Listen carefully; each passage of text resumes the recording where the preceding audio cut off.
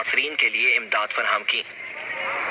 ٹنڈو محمد خان میں گندگی کے ڈھیر لگ گئے، جس کے خلاف تاجروں نے احتجاج کیا۔ محمد انصار سے مزید جانتے ہیں۔ محمد بتائیے گا آپ کے پاس کیا اپڈیٹ ہے اس حوالے سے؟